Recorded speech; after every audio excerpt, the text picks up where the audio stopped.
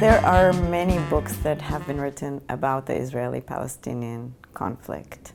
There are not that many books that have been written about cultural production within that space or in articulation with the conflict. And those that have been written tend to come from either a Palestinian narrative or a Jewish-Israeli one.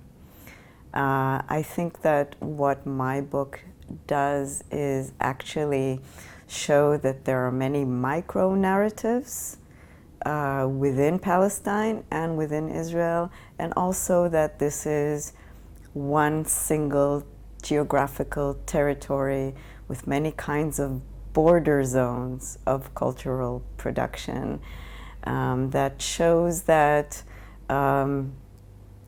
in so many ways Palestine has made Israel and Israel has made Palestine. I grew up in Israel, and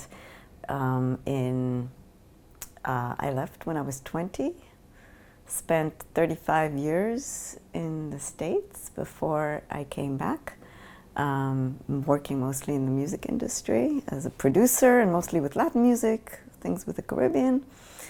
And then slowly, as I was working on my dissertation, I started coming back here.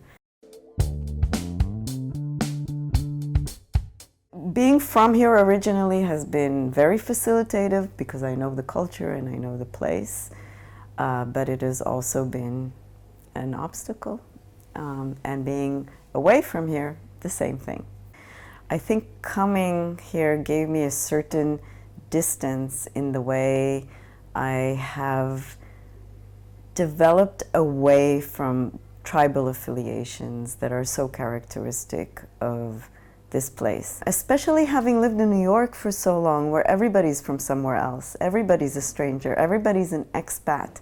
And so you come to start looking at people as just who they are, not from a particular position, and to be open to hearing all kinds of positions, and by here I mean Palestine, Israel.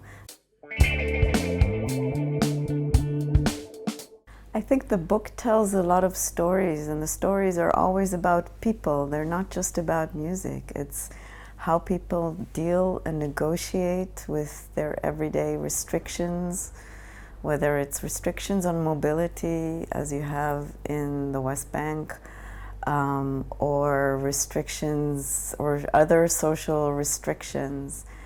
And I think these stories are important stories and powerful stories. So I think there's much more to read about than just about music. You can never say that any study, a social science study or humanities studies, has an immediate effect on the field, but I think it sheds a kind of light that's important to pay attention to. I think it's just about bringing light to little dark corners that people haven't thought about before. And I hope that those corners will resonate. That's why we're here. I look at how various tropes are implicated in what people do. And by tropes, I mean music as coexistence, or music as resistance, or music as co-resistance. I look at what these mean, and then I see how people act around them and how they feel about these things, because these are all questions about who we are as human beings.